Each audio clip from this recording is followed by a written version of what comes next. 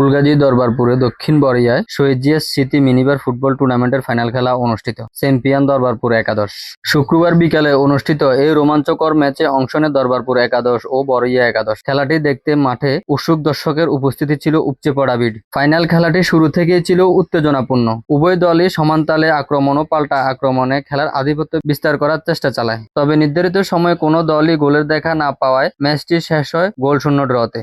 পরবর্তীতে টাইব্রেকারে দরবারপুর একাদশ ৩-১ গোলে বড়িয়া একাদশকে পরাজিত করে চ্যাম্পিয়ন হওয়ার গৌরব অর্জন করে। খেলা শেষে আনন্দ উল্লাসে মেতে উঠে দরবারপুর একাদশের খেলোয়াড় ও সমর্থকরা। টুর্নামেন্টের এই আয়োজন ছিল ৪ নং ওয়ার্ড বিএনপি অঙ্গ ও সহযোগী সংগঠনের উদ্যোগে। পুরো টুর্নামেন্ট জুড়ে স্থানীয় তরুণদের অংশগ্রহণ ও উৎসাহ ছিল চোখে পড়ার মতো। খেলা শেষে অনুষ্ঠিত হয় পুরস্কার বিতরণী অনুষ্ঠানে সঞ্চালনা করেন দরবারপুর ইউনিয়ন যুব দলের সিনিয়র যুগ্ম আহ্বায়ক নিজামুদ্দিন। পুরস্কার বিতরণী অনুষ্ঠানে অতিথি হিসেবে উপস্থিত ছিলেন ফুলগাজী উপজেলা বিএনপির আহ্বায়ক ফখরুল আলম স্বপন, ফুলগাজী উপজেলা যুব দলের আহ্বায়ক ফরিদ আহমেদ ভূঁইয়া, যুগ্ম আহ্বায়ক মোশাররফ হোসেন সোহেল, ইসমাইল ভূঁইয়া টিপু ও ফারুক ভূঁইয়া সহ দরবারপুর ইউনিয়ন বিএনপি অঙ্গ ও সহযোগী সংগঠনের নেতৃবৃন্দ।